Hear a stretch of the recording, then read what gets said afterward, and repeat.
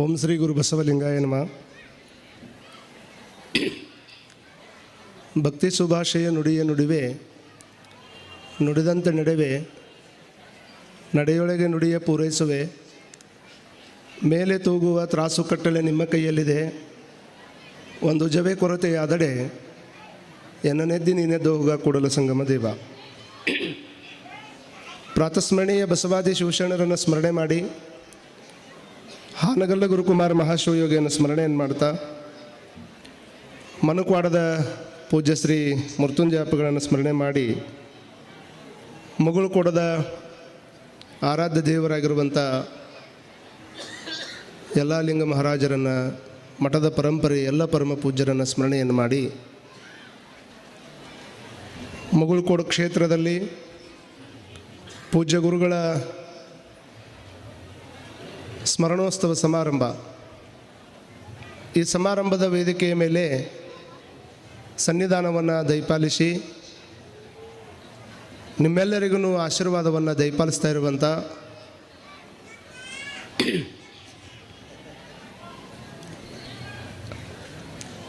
ತಿರುಪತಿ ತಿಮ್ಮಪ್ಪನ ದರ್ಶನಕ್ಕೆ ಹೋದವ್ರು ಗೊತ್ತಾಗ್ತದೆ. ತಿರುಪತಿ ತಿಮ್ಮಪ್ಪಗೆ ಒಂದು ದಿವಸದಾಗೆ ಎರಡು ಸ್ನ್ಯಾಪ್ ರೆಸ್ಟ್ ಅಂತ ಕೊಡ್ತಾರೆ. ಪೂಜೆ ಟೈಮ್ದೊಳಗೆ ಯಾರೂ ದರ್ಶನಕ್ಕೆ ಬಿಡೋದಿಲ್ಲ. ಅಲ್ಲಿ ಯಾರಿಗಾರ ಕೇಳ್ರಿ ನೀವು, ಇಲ್ರಿ ಅದು ಪೂಜೆ ಟೈಮು, ಆ ಟೈಮ್ದಾಗ ತಿಮ್ಮಪ್ಪಗೆ ರೆಸ್ಟ್ ಕೊಡ್ತೀವಿ ನಾವು ಅಂತಾರೆ. ಬಹುತೇಕ ಈ ಮಾತು ಇಲ್ಲೇ ಕೇಳಾಕತ್ತೀರಿ ಅಜ್ಜಾರ ಅಂತ ಕೇಳಿದ್ರೆ ಕುಂತವ್ರೆಲ್ಲ ಅವಲೋಕಿಸ್ಬೇಕು. ತಿರುಪತಿ ತಿಮ್ಮಪ್ಪಗೂ ಸಹಿತ ಪೂಜೆ ಮಾಡೋ ಟೈಮ್ದಾಗ ರೆಸ್ಟ್ ಐತಿ, ಆದರೆ ಸದ್ಯದ ಪರಮ ಪೂಜ್ಯರಿಗೆ ಆ ರೆಸ್ಟ್ ಇಲ್ಲಾರ್ದಂಗೆ ಸಮಾಜ ಸೇವೆದೊಳಗೆ ಓಡಾಡ್ತಾರಲ್ಲ. ಜಡ್ಗಾಕ್ಕೆ ಹೋಗಿದ್ರು ಅವರು, ಈಗ ಮತ್ತೆ ಬಂದರು, ಮತ್ತೆ ಅಷ್ಟೇ ಹಸನ್ಮುಖವಾಗಿ ನಕ್ಕೊಂತ ಕಾರ್ಯಕ್ರಮದ ಕುಂದಿರುವಂಥದ್ದು ಇದು ಬಹಳ ವಿಶೇಷ. ಪರಮ ಪೂಜ್ಯರ ಶ್ರೀಪಾದಗಳಿಗೆ ಅನಂತ ಕೋಟಿ ಭಕ್ತಿಯ ಪ್ರಣಾಮಗಳನ್ನು ಸಮರ್ಪಣೆಯನ್ನು ಮಾಡಿ, ಈ ಕಾರ್ಯಕ್ರಮದ ವೇದಿಕೆಯ ಮೇಲೆ ಮತ್ತೊಬ್ಬ ಪರಮ ಪೂಜ್ಯರು ಬಂದಿದ್ದಾರೆ. ಅಭಿನವ ಸಿದ್ಧಾರೂಢಪ್ಪ ಅವರು. ಸಿದ್ದೇಶ್ವರ ಅಜ್ಜವರು ಪ್ರವಚನ ನಡೆದಿತ್ತು. ಸಿದ್ದೇಶ್ವರ ಅಜ್ಜವರು ಪ್ರವಚನ ನಡೆದಾಗ ಅಭಿನವ ಸಿದ್ಧಾರೂಢಪ್ಪ ಅವ್ರದ್ದು ಒಂದು ದಿವಸ, ಅವರು ಕಾರ್ಯಕ್ರಮದಾಗ ಒಂದು ದಿವಸ ಅವ್ರದ್ದು ಆಶೀರ್ವಚನ ಇತ್ತು. ಅವರು ಒಂದು ಮಾತು ಹೇಳಿದರು. ಏನು ಹೇಳಿದ್ರು ಅಂದ್ರೆ, ನೋಡ್ರಿ ನಿಮ್ಮ ಗುರುಗಳು ಅಂದರೆ ಇವರು ಮೂಲ ಗುರುಗಳು, ನಿಜಗುಣ ಶಿವಯೋಗಿಗಳ ಸಾಹಿತ್ಯಕ್ಕೆ ಟೀಕಾ ಬರೆದಿರ್ತಕ್ಕಂಥವ್ರು ಮೂಲ ಗುರುಗಳು ಇವರು ಶಿವಪುತ್ರ ಅಜ್ಜವರು. ಅವರು ಕನ್ನಡದೊಳಗೆ ಟೀಕಾ ತಾತ್ಪರ್ಯ ಬರೆದಾರ. ಆ ತಾತ್ಪರ್ಯವನ್ನು ಇಂಗ್ಲೀಷ್ನಾಗ ಮಾಡುವಂಥ ತಾಕತ್ತು ನಿಮಗೆ ಐತಿ, ಅದನ್ನು ನೀವು ಮಾಡ್ರಿ ಅಂತ ತಿಳ್ಕೊಂಡು ಸಿದ್ಧಾರೂಢ ಅಜ್ಜವರು, ಸಿದ್ದೇಶ್ವರ ಅಜ್ಜವರು ಹೇಳಿದರು. ಅಷ್ಟು ಅಪರೂಪದ ಜ್ಞಾನಿಗಳು ಪರಮ ಪೂಜ್ಯ ಅಭಿನವ ಸಿದ್ಧಾರೂಢಪ್ಪ ಅವರು. ಅವರಲ್ಲಿ ಕೂಡ ಭಕ್ತಿ ಶರಣಾರ್ಥಿಗಳನ್ನು ಸಮರ್ಪಣೆಯನ್ನು ಮಾಡಿ, ಪೂಜ್ಯ ಗುರುಗಳಾಗಿರ್ತಕ್ಕಂಥ ಮುದಗಲ್ ಮಹಾಂತ ಅಜ್ಜವರು ಭಾಳ ನಮ್ಮ ನಾಡಿನ ಅನೇಕ ಪ್ರವಚನಕಾರರು ನಮಗೆ ಸಿಗ್ತಾರೆ. ಅದರೊಳಗೆ ವೈಶಿಷ್ಟ್ಯಪೂರ್ಣವಾಗಿರುವಂಥ ಪ್ರವಚನ ಮಾಡುವಂಥ ಅಪರೂಪದ ಪೂಜ್ಯರು ಮಹಾಂತ ಅಜ್ಜವರಲ್ಲಿ ಕೂಡ ಶರಣಾರ್ಥಿಗಳನ್ನು ಹೇಳಿ, ನಮ್ಮ ರನ್ನ ಬೆಳಗಲಿಯ ಸಿದ್ದರಾಮ ಶಿವಯೋಗಿಗಳಲ್ಲಿ ಕೂಡ ಶರಣುಗಳನ್ನು ಹೇಳಿ, ಎಲ್ಲ ಸಂಗೀತ ಬಳಗಕ್ಕೆ ಈ ಕಾರ್ಯಕ್ರಮದಲ್ಲಿ ರಾತ್ರಿ 10 ಆಗ್ಯದ. ಈಗ 10 ಆಗ್ಯದ. ಆ ಕಡೆ ಆ ಕಡೆ ಅಡ್ಡಾಡಕತ್ತವ್ರು ಅಜ್ಜಾರ 10 ಆಗ್ಯದ, ಅದು ನಮಗೆ ಗೊತ್ತಾಗ್ಯದ. ಆದರೂ ಸಹಿತ ಅಜ್ಜವ್ರ ಮುಂದೆ 2 ಮಾತು ಮಾತಾಡೋಕೆ ಬೇಕಾಗ್ಯದ. ಇಲ್ಲಿ ಆಗಮಿಸಿರುವಂಥ ತಮ್ಮೆಲ್ಲರಿಗೂ ಶರಣಾರ್ಥಿಗಳು. ನಾನು ಭಾಳ ವಿಶೇಷವಾಗಿ ಅಜ್ಜವ್ರು ನಮ್ಮ ಮಟ್ಟಕ್ಕೆ ಕಾರ್ಯಕ್ರಮಕ್ಕೆ ಆಮಂತ್ರಣ ಮಾಡ್ಬೇಕಂತ ಅಂದ್ಕೊಂಡು ನಾವು ಅಜ್ಜರ ಹತ್ರ ಬರ್ಬೇಕನ್ನೋರು. ಇಲ್ಲೇನು ಕಾರ್ಯಕ್ರಮ ಐತೆ ಅಂತ ನನಗೆ ಗೊತ್ತಿರಲಿಲ್ಲ. ಅದ್ರ ಮುಂದೆ ಅಜ್ಜವ್ರ ಆಪಣೆ ಹೆಂಗಾಯಿತು ಅಂದರೆ, ಇಲ್ಲ ನಮ್ಮ ಕಾರ್ಯಕ್ರಮ ಐತಿ, ಆ ಕಾರ್ಯಕ್ರಮಕ್ಕೆ ನೀವು ಬರ್ಬೇಕಂತ ಅಜ್ಜವ್ರ ಆಪಣೆ ಆಯ್ತಲ್ಲ. ಬಹುತೇಕ ಮನಕ್ವಾಡಕ್ಕೆ ಅಜ್ಜವ್ರನ್ನ ಕರೆಯಾಕಂತ ನಾವು ಮುಗುಳು ಕೊಡೋಕೆ ಬಂದರೆ, ಫಸ್ಟ್ ಕಾರ್ಯಕ್ರಮಕ್ಕೆ ಅಜ್ಜವ್ರು ನಮ್ಮನ್ನ ಇಲ್ಲಿ ಆಮಂತ್ರಣ ಮಾಡೋ ಹಂಗೆ ಅವ್ರ ಆಶೀರ್ವಾದ ಕೊಟ್ಟು ನಮ್ಮನ್ನ ಇಲ್ಲಿ ಅವಕಾಶ ಕೊಟ್ಟರಲ್ಲ, ನನಗೆ ಭಾಳ ಖುಷಿ ಅನ್ನಿಸ್ತು. ವಿಶೇಷವಾಗಿ ಮುಗುಳುಕೋಡು ಮಠದೊಳಗೆ ಒಂದು ದೊಡ್ಡ ಐತಿಹಾಸಿಕವಾಗಿರ್ತಕ್ಕಂಥ ಶಕ್ತಿಯನ್ನು ನಾವೆಲ್ಲ ಕಂಡುಕೊಂಡಿದ್ದೀವಿ. ಈ ನಾಡಿನೊಳಗೆ ಬಹಳಷ್ಟು ಮಂದಿ ಗಿನ್ನಿಸ್ ದಾಖಲೆಯನ್ನು ಮಾಡ್ತಾರೆ. ಕೆಲವು ಮಂದಿ ಉದ್ದನ್ನು ಮೀಸಿ ಬಿಟ್ಟು ಗಿನ್ನಿಸ್ ದಾಖಲೆ ಮಾಡೋದವ್ರು ಅದಾರ. ಕೆಲವು ಮಂದಿ ತೆಂಗಿನಕಾಯಿ ಸಿಪ್ಪಿಯನ್ನು ಬಾಯಿಯಿಂದ ಸುಲಿದು ಗಿನ್ನಿಸ್ ದಾಖಲೆ ಮಾಡೋದವ್ರು ಅದಾರ.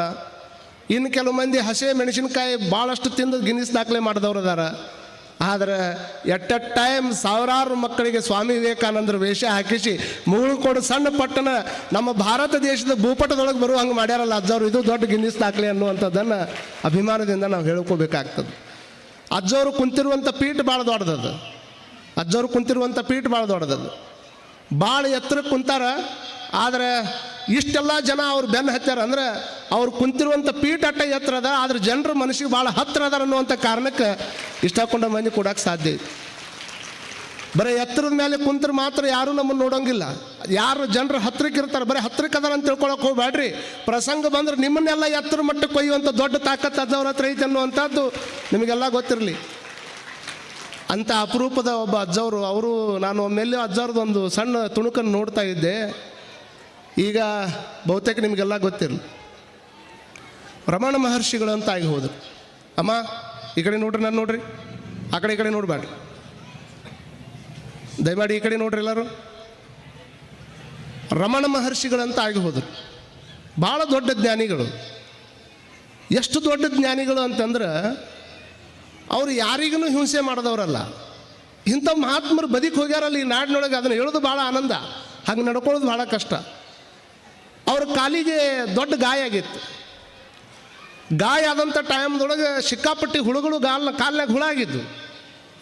ಕಾಲ್ನಾಗ ಹುಳ ಆದ್ರೆ ಆ ಹುಳುಗಳು ತೆಳಗೆ ಬೀಳ್ತಿದ್ವು ಅಂತ, ಹಿಂಗೆ ಕಾಲ್ನಾಗ ಗಾಯ ಆದಾಗ ನಮ್ಮ ಡಾಕ್ಟರ್ ಬ್ಯಾಂಡೇಜ್ ಮಾಡ್ತಾರೆ, ಪಟ್ಟೆ ಹಾಕಿಸ್ಕೋತೀವಿ, ನಮ್ಮ ಗಾಯಕ್ಕೆ ಹಂಗೆ ಮಾಡ್ಕೋತೀವಿ ನಾವು. ಆದರೆ ರಮಣ ಮಹರ್ಷಿಗಳು ತಮ್ಮ ಕಾಲಿಗೆ ಗಾಯ ಆದಾಗ ಹುಳುಗಳು ತೆಳಗೆ ಬೀಳಾಕತ್ರ ಅವನ್ನ ಆರಿಸಿ ಹೊಳ್ಳಿ ಕಾಲಾಗಿ ಬಿಟ್ಕೊತಿದ್ರಂತ. ಅವು ಎಷ್ಟು ವಿಚಿತ್ರ ಅಂತೀರಿ ನೀವು. ಇದನ್ನು ಹೇಳೋದಕ್ಕೆ ಕೇಳೋದಕ್ಕೆ ಎಷ್ಟು ಮಜಾ ಐತಿ ನೋಡ್ರಿ. ಎಲ್ಲ ಹುಳ ತೊಗೊಂಡು ಮತ್ತೆ ಹೊಳ್ಳಿ ಕಾಲಾಗಿ ಹಾಕ್ಕೊಳ್ಳೋರು. ಕಾಲಾಗಿ ಹಾಕ್ಕೊಳ್ಳೋದನ್ನು ಶಿಷ್ಯರು ನೋಡ್ತಿದ್ರಲ್ಲ. ಶಿಷ್ಯರು ನೋಡಿದಾಗ ಅವರು ಹೇಳೋರು, ಅಪ್ಪ ಅವ್ರು ಹಿಂಗೆ ಕಾಲಿಗೆ ಇಷ್ಟಕೊಂಡು ತ್ರಾಸಾಗ್ಯದ, ಮತ್ತು ಹುಳ ತೊಗೊಂಡು ಕಾಲಾಗಿ ಹಾಕೋತೀರ ಅಂದ್ರೆ ಅವಾಗ ಅವ್ರು ಒಂದು ಚಲೋ ಮಾತನ್ನು ಹೇಳ್ತಿದ್ರು. ಏನು ಹೇಳಿದ್ರು ಅಂತಂದ್ರೆ, ನೋಡಪ್ಪ ಇದ್ದಾಗಂತರೂ ಏನು ಮಾಡೋಕ್ಕಾಗಿಲ್ಲ, ಇದಕ್ಕೆ ಇಂಥ ಸಾಯಕತ್ತೀನಿ, ಸಾಯಿ ಮುಂದೆ ಆ ಹುಳನಾರು ನನ್ನ ದೇಹ ತಿಂದು ತೃಪ್ತಿ ಪಡ್ತಾವೆ ಅಂದ್ರೆ ತಿನ್ಕೊಂಡು ಹೋಗ್ಲಿ ಬಿಡು ಅಂತ ತಿಳ್ಕೊಂಡು ಚಪ್ಪಾಳಿ ಹೊಡೆದವ್ರೆಲ್ಲ ನಿಮ್ಮ ಕಾಲಾಗ ಹುಳ ಬಿಟ್ರೆ, ಸಣ್ಣದೊಂದು ಮುಳ್ಳು ನಟ್ರು ನಮಗೆ ತಡ್ಕೊಳಕ್ಕಾಗೋದಿಲ್ಲ. ಯಾಕೆ ಮಹಾತ್ಮರು ಅವರಾಕ್ಕಾರ ಅಂತಂದರೆ, ಮನುಷ್ಯತ್ವವನ್ನು, ಮನುಷ್ಯ ಜನ್ಮಕ್ಕೆ ಬಂದ ಮೇಲೆ ಮಾನವೀಯ ಗುಣಗಳನ್ನು ಬಿಟ್ಟ ನಂತರದಲ್ಲಿ ಅವರು ಮನುಷ್ಯರಾಗಿ ದೇವರಾಗಿ ಮಹಾತ್ಮರು ಯಾಕೆ ಆಗ್ತಾರೆ ಅಂತಂದ್ರೆ, ನಾವಿನ್ನೂ ಮನುಷ್ಯರಾಗಿನೂ ಬದುಕಕ್ಕೆ ಆಗ್ತಾ ಇಲ್ಲ ನಮಗೆ. ಅದಕ್ಕೆ ಒಂದು ಕಡೆ ಒಂದು ಮಾತನ್ನು ಹೇಳ್ತಾರೆ ಬೈನಿಬಾಯಿ ಚೌಧರಿ, ಅರೆ ಮಾನಸ ಮಾನಸ ಕದಿ ಹೋಶಿಲ್ಲ ತು ಮಾನಸ, ಅರೆ ಮಾನಸ ಮಾನಸ ತು ಕದಿ ಹೋಶಿಲ್ಲ ತು ಮಾನಸ, ತುಜಾಪೇಕ್ಷೆ ಬರಾರೆ ಗೋಟಾತಲ ಜನಾವರ ಅಂತ. ಏ ಮನುಷ್ಯ, ಯಾವಾಗ ನೀ ಮನುಷ್ಯ ಆಗವಪ್ಪ? ಹಕ್ಕಿಯಾಗಿರುವಂಥ ದನ ಚಂದ ಬದುಕಾಕತ್ತವ, ಹಕ್ಕಿಯಾಗಿರುವಂತಹ ಆಕಳು ಚಲೋ ಬದುಕಾಕತ್ತದ, ಪ್ರಾಣಿಗಳು ಚಲೋ ಬದುಕಾಕತ್ತವ, ಪ್ರಾಣಿ ಪಕ್ಷಿಗಳು ಚಲೋ ಬದುಕಾಕತ್ತವ. ನೀನು ಮಾತ್ರ ಇನ್ನೂ ದರೋಡೆನೇ ಮಾಡಾಕತ್ತಿದ್ದಿ, ಇನ್ನೂ ಕಳ್ಳತನೂ ಮಾಡ್ತಿದ್ದಿ, ಇನ್ನೂ ಅತ್ಯಾಚಾರನೇ ಮಾಡ್ತಿದ್ದಿ, ಇನ್ನೂ ಕೊಲೆನೇ ಮಾಡ್ತಿದ್ದಿ. ಕೊಲೆ ಅನ್ನೋದು ಆಟ ಸಾಮಾನು ಆದಂಗೆ ಆಗೈತ್ರಿ ನಮ್ಮ ದೇಶದಾಗ. ಈಗ ಯಾರನ್ನ ಯಾವ ಹೊತ್ತಿನಾಗ ಚೂಸ್ತಾರೆ ಹೇಳೋಕ್ಕಾಗೋದಿಲ್ಲ. ಡಾಕ್ಟರ್ ಕೈಯಾಗ ಚಾಕು ಸಿಕ್ಕರೆ ಪ್ರಾಣ ಉಳಿತದ, ಡಾಕ್ಟರ್ ಕೈಯಾಗ ಚಾಕು ಸಿಕ್ಕರೆ ಪ್ರಾಣ ಉಳಿತದ. ಡಾಕು ಕೈಯಾಗ ಚಾಕು ಸಿಕ್ಕರೆ ಏನಾಕೈತಿ? ಡಾಕು ಕೈ ಸಿಕ್ಕರೆ ಹೋಗೋದಲ್ಲ ಪ್ರಾಣ. ವಸ್ತು ಒಂದಾದ, ಆದರೆ ಯಾರ ಕೈಯ ಸಿಕ್ಕರೆ ಏನಾಕೈತಿ ಅನ್ನುವಂಥದ್ದನ್ನು ನಾವು ತಿಳ್ಕೊಳ್ಬೇಕಾಗದ. ಹಾಗಾಗಿ ಇದನ್ನು ಯಾಕೆ ಹೇಳಕತ್ತೀನಿ ಅಂದ್ರೆ, ರಮಣ ಮಹರ್ಷಿಗಳು ಒಬ್ಬರು ಯಾರೋ ಕೇಳಿದರು, ದೇವ್ರ ಅದಾನನ್ರಿ ಅಂತ ಕೇಳಿದ್ರು. ಅವ್ರಿಗೆ ದೇವ್ರ ಅದಾನ ಅಂತ ಕೇಳ್ತೀರ ಅಂದ್ಕೂಡಲೇ ಕೆಲವು ಮಂದಿ ಪ್ರಶ್ನೆ ಅದು ಇತ್ತಿತ್ತಾಗೆ, ಏನಾರ ಕೇಳೋದಪ್ಪ ಹಂಗೆ, ದೇವ್ರ ಅದಾನನ ಇದ್ರ ತೋರಿಸವನ್ನ ಹೆಂಗದನವ ನೋಡ್ಬೇಕಾಗೈತಲ್ಲ ಅವನ್ನ, ಮತ್ತು ಅವ ಇದ್ದಿದ್ರೆ ಇಷ್ಟ ಹಾಕೊಂಡ ಕಷ್ಟ ಯಾಕೆ ಬರ್ತಿತ್ತು, ಇಷ್ಟೆಲ್ಲ ಭಾಳ ಪ್ರಶ್ನೆಗಳು ನೂರಾರು ತರ್ಕ ಬಿದ್ದು ಅಂದ್ರೆ ಹಂಗೆ ನೋಡ್ಬೇಕು ಹಂಗೆ. ಮತ್ತು ಅವನ್ನ ತರ್ಕಕ್ಕೆ ಬೀಳ್ಸೋರು ನೀವು, ತರ್ಕದಿಂದ ಹೊರಗೆ ಕರ್ಕೊಂಬರೋರು ನೀವು, ಒಟ್ಟಾರೆ ಹಂಗೂ ಹಿಂಗೂ ಕೂಡ ನಡೀತೈತಿ. ಅವ್ರು ಅವಾಗ ಒಂದು ಮಾತು ಹೇಳಿದರು, ನಾನು ದೇವರನ್ನು ನೋಡಿದ್ದೀನಿ ಕಣಯ್ಯ ಅಂದ್ರೆ ಅವರು. ನಾ ದೇವರನ್ನು ನೋಡಿದ್ದೀನಿ, ಮತ್ತು ನೀವು ನೋಡಿರೋ ಅಂದ ಬಳಿಕ ನನಗೂ ತೋರಿಸ್ತೀರನ ಆ ದೇವ್ರನ್ನ? ನಾ ಯಾಕೆ ತೋರಿಸೋದಿಲ್ಲ, ಬಾ ನನ್ನ ಹತ್ರ ನಾಳೆ ಅಂತ ತಿಳ್ಕೊಂಡು ಹೇಳಿದಾಗ ಅವಾಗ ಒಂದು ಟೈಮ್ ಕೊಟ್ಟರು. ಎಲ್ಲರೂ ಗಮನಿಸಬೇಕು, ರಮಣ ಮಹರ್ಷಿಗಳ ಹತ್ರ ಬಂದು ದೇವ್ರದಾನನು ಅಂತ ತಿಳ್ಕೊಂಡು ಕೇಳಿದರೆ, ದೇವ್ರು ಇದಾನೆ, ಅವನನ್ನು ನಾನು ನಿತ್ಯ ನೋಡ್ತೇನೆ ಅಂತ ತಿಳ್ಕೊಂಡು ಅವರು ಎಲ್ಲಿ ಕರ್ಕೊಂಡು ಹೋದ್ರು ಅಂದರೆ, ತಮ್ಮ ಆಶ್ರಮದೊಳಗೆ ಎಷ್ಟೋ ಮಂದಿ ಬಡಮಕ್ಕಳಿದ್ದು ಅಂತ, ಆ ಬಡಮಕ್ಕಳನ್ನು ತೋರಿಸಿ ದೇವ್ರು ಎಲ್ಲಿ ಇಲ್ಲಪ್ಪ, ಈ ಬಡಮಕ್ಕಳ ಅಂತರಂಗದೊಳಗೆ ದೇವರದಾನ ಅನ್ನುವಂಥ ಮಾತನ್ನು ಅವ್ರು ಹೇಳ್ತಾರೆ. ಇವರ ನನ್ನ ಪಾಲಿನ ದೇವರು ಅಂದಂಗೆ ಪೂಜ್ಯ ಸಿದ್ದೇಶ್ವರ ಅಪ್ಪಾಜಿಯವರು ಹೇಳಿದ್ದಕ್ಕಾಗಿ ಇವರಿಗೆ ಅಜ್ಜವರು ಪುಸ್ತಕ ಬರಿ ಅಂತ ಹೇಳಿದ್ರೆ, ನಮ್ಮ ಪರಮ ಪೂಜ್ಯರಾಗಿರ್ತಕ್ಕಂಥ ಜಗದ್ಗುರು ಮಹಾಸನ್ನಿಧಿ ಅವರಿಗೆ ಸಿದ್ದೇಶ್ವರ ಅಜ್ಜವ್ರು ಹೇಳಿದರು, ಬಡಮಕ್ಕಳನ್ನು ಸಾಕುವಂಥ ದೊಡ್ಡ ತಾಕತ್ತು ನಿಮ್ಗೆ ಐತೈತಿ, ನೀವು ಸಾಕಬೇಕು ಅನ್ನುವಂಥ ಒಂದು ಮಾತನ್ನು ಹೇಳಿದ್ದಕ್ಕಾಗಿ ಅತಿ ಸುಸಜ್ಜಿತವಾಗಿರುವಂಥ ಕಟ್ಟಡವನ್ನು ಕಟ್ಟಿ ಸಾವಿರಾರು ಮಕ್ಕಳನ್ನು ಮಠದೊಳಗೆ ಇಟ್ಟುಕೊಂಡು ಅವ್ರನ್ನ ಈ ಸಮಾಜದೊಳಗೆ ದೇವ್ರು ಮಾಡುವಂಥ ಕೆಲಸವನ್ನು ಮಾಡಕತ್ತಾರಲ್ಲ. ಇಟ್ಟ ಚಪ್ಪಾಳಿ ನಡೆಯಂಗಿಲ್ಲ, ಒಂದು ಜೋರಾಗಿ ಚಪ್ಪಾಳಿ ತಟ್ಟಬೇಕು. ಏನು ಜ್ಯೇಷ್ಠ ಐತೆ ನಮ್ಮೂರ ಚಪ್ಪಾಳಿ ತಟ್ಟಕ್ಕೆ ಇಷ್ಟೇ. ದೇವ್ರು ಎಲ್ಲಿ ಇಲ್ಲ. ಎಷ್ಟು ದಿವಸ ಅಂತ ನಮ್ಮ ಮಕ್ಕಳಿಗೆ ಉಣಿಸೋರು ನಾವು, ನಿಮ್ಮ ಮಕ್ಕಳಿಗೆ ಅಷ್ಟೇ ನೀವು ಉಣಿಸಿದ್ರೆ ಬರೀ ತಾಯಿ ಅಕ್ಕಿರಿ ಅಷ್ಟೇ. ಬರೀ ಹೊಟ್ಟೆ ತುಂಬಿದವ್ರಿಗೆ ಉಣಿಸೋದಲ್ಲ ಜೀವನ. ಹೊಟ್ಟೆ ತುಂಬಿದವ್ರಿಗೆ ಉಣಿಸಿದ್ರೆ ಏನು ಪುಣ್ಯ ಬರಲಿಕ್ಕೆ ಸಾಧ್ಯನೇ ಇಲ್ಲ. ಊಟ ಮಾಡಿ ಹೊಟ್ಟೆ ಮೇಲೆ ಕೈ ಇಟ್ಕೊಂಡು ಹೊಂಟವಂಗೆ ಊಟ ಮಾಡಿ ಬರ್ರಿ ಅಂದ್ರೆ ಏನು ಬರೋದು? ಏನೂ ಇಲ್ಲ. ಮಂದಿ ಸ್ವಭಾವ ಹಂಗಾಗೈತಿ. ನಿಮ್ಮ ಕಡೆ ಪದ್ಧತಿ ಐತಿ ಇಲ್ಲೋ ಗೊತ್ತಿಲ್ಲ, ನಮ್ಮ ಕಡೆ ಪದ್ಧತಿ ಸತ್ತಾಗ ಕೂಡಿ ಉಣ್ಣಕ್ಕೆ ಹೊಕ್ಕಾರ. ನಿಮ್ಮ ಕಡೆ ಸತ್ತಾಗ ಕೂಡಿ ಉಣ್ಣಕ್ಕೆ ಹೋಗ್ತಾರೆ. ಅಡಿಗೆ ಕಟ್ಕೊಂಡು ಸತ್ತಾಗ ಅವ್ರು ಸತ್ತಿದ್ರಂದ್ರೆ 4 ದಿವಸ ಬಿಟ್ಟು ಅಡಿಗೆ ಕೊಟ್ಟು ಅವ್ರು ಉಣಿಸಿ ಬರಕ್ಕಂತ ಹೋಗ್ತಾರೆ. ಐತನೇ ಇಲ್ರಿ ಮಾತ್ರ ನೀವು ಹೂನು ಅನ್ನೋಲ್ರಿ ಹಣ ಅನ್ನೋಲ್ರಲ್ಲ.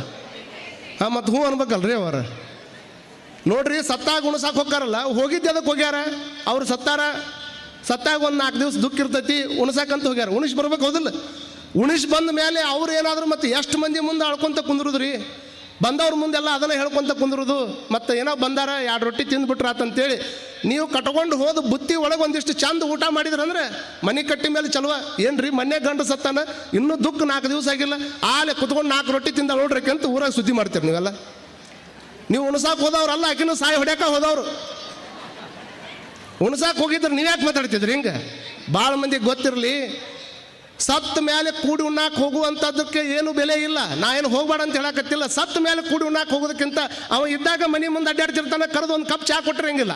ಆದ್ರೆ ಅವನ ಹೆಸರಿನಾಗ ಸಿಕ್ಕಾಪಟ್ಟೆ ಅಡಿಗೆ ತೊಗೊಂಡು ಹೋಗಿ ಕೂಡಿ ಉಣ್ಣಾಕ್ ಹೋಗೋದಕ್ಕಿಂತ ಏನು ಮಾಡೈತಲ್ಲ, ಇದ್ದಾಗ ಎದಿಗೆ ಒದಿಯೋದು, ಸತ್ತ ಮೇಲೆ ಎದಿ ಬಡ್ಕೊಂಡು ಅಳೋದು. ಇವತ್ತಿನ ಪರಿಸ್ಥಿತಿ ಇದು. ಕಲಿಯುಗದ ಸಚ್ಚಾಯಿ ಯಾವುದು ಅಂತಂದರೆ, ಇದ್ದಾಗ ಎದಿಗೆ ಒದ್ದು ಬಿಡೋದು, ಸತ್ತ ಮೇಲೆ ಎದಿ ಬಡ್ಕೊಂಡು ಅಳೋದು. ಇದ್ದಾಗ ಸಣ್ಣ ಸಹಾಯ ಮಾಡಲಾರ್ದವರು, ಇದ್ದಾಗ ಒಂದಿಷ್ಟು ಕೈ ಹಿಡಿದು ಎತ್ತಲಾರ್ದವರು, ಸತ್ತ ಮೇಲೆ RIP ರೀಪ್ ಅಂತ ತಿಳ್ಕೊಂಡು ಫೋಟೋ ಹಾಕ್ಕೊಳ್ಳೋರು. ಸತ್ತ ಮೇಲೆ RIP ರೀಪ್ ಅಂತ ಫೋಟೋ ಹಾಕ್ಕೊಳ್ಳೋರು ನೀವಟ್ಟಲ್ಲ, ಎಲ್ಲರೂ ಹಾಕೋತಾರ. ನೀವು ಹಾಕ್ಲಿಲ್ಲ ಅಂದ್ರೆ ಅವ ಅಲ್ಲಿ ಇರತಾನ. ರೆಸ್ಟ್ ಇನ್ ಪೀಸ್ ಎಲ್ಲರಿಗೂ ಗೊತ್ತದ. ಆದ್ರೆ ತಲೆಯಾಗಿರಲಿ, ಸತ್ತ ಮೇಲೆ ಅವನು ಫೋಟೋ ಹಾಕಿ RIP ರೀಪ್ ಅಂತ ಹಾಕೋರು ದೊಡ್ಡವ್ರು ಆಗೋದಿಲ್ಲ. ಅವ ಜೀವಂತ ಇದ್ದಾಗ ತೆಳಗೆ ಬಿದ್ದಾಗ ಐ ಆಮ್ ವಿತ್ ಯು ಅಂತ ತಿಳ್ಕೊಂಡು ಅವ್ನು ಫೋಟೋ ಹಾಕಿ ಯಾರು ಬೆಂಬಲ ಕೊಡ್ತಾರ ಅವರು ದೊಡ್ಡವ್ರು ಹಾಕಾರ ಜಗತ್ತಿನಾಗ. ಕಂಡವ್ರು ಆಗಂಗಿಲ್ಲ. ಇದ್ದಾಗ ತಂದೆ ತಾಯಿಗಳನ್ನು ನೋಡ್ಕೊಳಂಗಿಲ್ಲ. ಇದ್ದಾಗ ತಂದೆ ತಾಯಿಗಳನ್ನು ಹೊರಗಿಡೋದು, ಸತ್ತ ಮೇಲೆ ಅವ್ರ ಹೆಸರನ್ನು ಮಕ್ಕಳಿಗಿಡೋದು. ಈ ಪರಿಸ್ಥಿತಿ ಬಂತಂದ್ರೆ ಏನು ಮಾಡೋಕ್ಕೆ ಸಾಧ್ಯ ಐತಿ? ಏನು ಮಾಡಬೇಕಾಗೈತೆ ಅದನ್ನು ಜೀವಂತ ಇದ್ದಾಗಲೇ ಮಾಡಬೇಕೇ ಹೊರತಾಗಿ ಸತ್ತ ಮೇಲೆ ನೋಡೋದಕ್ಕೆ ಇಲ್ಲಿ ಯಾರೂ ಇರೋದಿಲ್ಲ. ಹಾಗಾಗಿ ಸತ್ತ ಮೇಲೆ ಕೂಡಿ ಉಣ್ಣಾಕ್ ಹೋಗೋದಕ್ಕಿಂತ ಇದ್ದಾಗಲೇ ಕೂಡಿ ಉಣ್ಣುವಂಥ ಪ್ರಯತ್ನವನ್ನು ಮಾಡಬೇಕು. ಎಷ್ಟು ಸಾಧ್ಯ ಐತಿ ನಮ್ಮಿಂದ 4 ಮಂದಿ. ಭಗವಂತ ನೇರವಾಗಿ ಬಂದು ಯಾವ ಕೆಲಸವನ್ನು ತಾನ ಮಾಡೋಕ್ಕಾಗೋದಿಲ್ಲಲ್ಲ, ಅವನ ಬಂದು ಯಾವ ಡೈರೆಕ್ಟ್ ಕೆಲಸ ಮಾಡೋದಿಲ್ಲ. ಅವ ನಮ್ಮಿಂದ ನಿಮ್ಮಿಂದ ನನ್ನ ಕಡೆ ಒಂದು ಕೆಲಸ ಮಾಡಿಸೋದಕ್ಕೆ, ನಿಮ್ಮ ಕಡೆ ಒಂದು ಕೆಲಸ ಮಾಡಿಸೋದಕ್ಕೆ, ಪೂಜ್ಯರಿಂದ ಒಂದು ಕೆಲಸ ಮಾಡಿಸೋದಕ್ಕೆ ಅವನು ನೂರಾರು ಆವಿಷ್ಕಾರಗಳದಾವೆ. ಎಷ್ಟು ದೊಡ್ಡ ಜಗತ್ತ ನಿರ್ಮಾಣ ಮಾಡಿಟ್ಟಾನೆ ಹೇಳಿ ನೋಡೋಣ. ಇಲ್ಲಿ ಕುಂತವ್ರ ಕಲ್ಪನೆ ಇರಲಿ, ಭೂಮಿ ಬಿಟ್ಟು ಸೂರ್ಯ ಎಷ್ಟು ದೂರ ಅದಾನ ನಿಮ್ಗೆಲ್ಲರಿಗೂ ಗೊತ್ತಿರುವಂಥದ್ದು. ಭೂಮಿ ಬಿಟ್ಟು ಇಷ್ಟಾಕೊಂಡು ದೂರ ಇರುವಂಥ ಸೂರ್ಯ, ಅಲ್ಲಿಂದ ಬೆಳಕು ಇಲ್ಲಿ ಮಟ್ಟ ಬರ್ತದೆ. ಆ ಬೆಳಕಿನೊಳಗೆ ನಾವೆಲ್ಲ ಬದುಕಾಕತ್ತೀವಿ. ರಾತ್ರಿ ಆಗ್ತದೆ, ಗಾಳಿ ಬೀಸ್ತದೆ, ತನ್ನಿಂದ ತಾನೇ ನಡೆದೈತಿದು. ಇದೆಲ್ಲ ಯಾರ್ದು? ಇದು ದೇವನ ಕೊಡುಗೆ. ಅಂತಹ ದೇವರು ನನಗಾಗಿ ಎಲ್ಲವನ್ನು ಕೊಟ್ಟಾನ. ಎಷ್ಟು ಕೊಟ್ಟಾನ ಅಂತಂದ್ರೆ ಇಷ್ಟ ತಿಳ್ಕೊಂಬಿಡ್ರಿ. ಭಗವಂತನ ಸ್ಮರಣೆಯನ್ನು ಯಾಕೆ ಮಾಡಬೇಕು ಅಂದ್ರೆ, ಪೂಜ್ಯ ಗುರುಗಳಾಗಿರ್ತಕ್ಕಂಥ ಎಲ್ಲ ಲಿಂಗ ಮಹಾಪ್ರಭುಗಳ ಸ್ಮರಣೆಯನ್ನು ಯಾಕೆ ಮಾಡಬೇಕಂದ್ರೆ, ಯಾರ ಸ್ಮರಣೆಯನ್ನು ಮಾಡೋದರಿಂದ ನಮ್ಮ ಮನಸ್ಸಿನ ಭವನೆ ದೂರ ಆಗ್ತದೆ, ಅಂಥವ್ರ ಸ್ಮರಣೆಯನ್ನು ನಿತ್ಯ ಮಾಡಬೇಕು ಅನ್ನುವಂಥದ್ದನ್ನು ನಾವೆಲ್ಲರೂ ತಲೆಯಾಗಿಟ್ಕೊಳ್ಬೇಕಾಗ್ತದೆ. ಸ್ಮರಣೆಯನ್ನು ಮಾಡಬೇಕು ಅವ್ರದ್ದು. ಒಂದು ಸ್ಮರಣೆಯನ್ನು ಮಾಡ್ಬೇಕಂದ್ರೆ ಹೆಂಗೆ ಮಾಡ್ಬೇಕು ಸ್ಮರಣೆನ? ಒಬ್ಬ ಹೋಗಿ ಗಿಡದ ಬುಡಕ್ಕೆ ಮಲ್ಕೊಂಡಿದ್ದ. ಗಿಡದ ಬುಡಕ್ಕೆ ಮಲ್ಕೊಂಡಂಥ ಟೈಮ್ದೊಳಗೆ ಆ ಗಿಡದೊಳಗೆ ಒಂದು 1000 ಕಾಗೆಗಳು ಕೂತ್ಕೊಂಡಿದ್ದು. ಗಿಡದಾಗ ಕುಂತಿದ್ದು 1000 ಕಾಗೆಗಳು ಕೂತ್ಕೊಂಡು ಒಂದೇ ಸಮನ ಕೂಗಾಕತ್ತಿದ್ವು. ಅವ ಅನ್ಕೊಂಡ, ಬಹುತೇಕ ಮನ್ಯಾಗ ಕಾಟ ಐತೆ ಅಂತ ತಿಳ್ಕೊಂಡು ಕಟ್ಟಿ ಮೇಲೆ ಕುಂತ್ಕೊಂಡು ಮಕ್ಕೊಂಡ್ರೆ ಇಲ್ಲಿ ಈ ಕಾಗೆ ಕಾಟ ಆತಲ್ಲ ಅಂತ ತಿಳ್ಕೊಂಡು 1000 ಕಾಗೆ ಎಬ್ಸೋದು ಹೆಂಗೆ?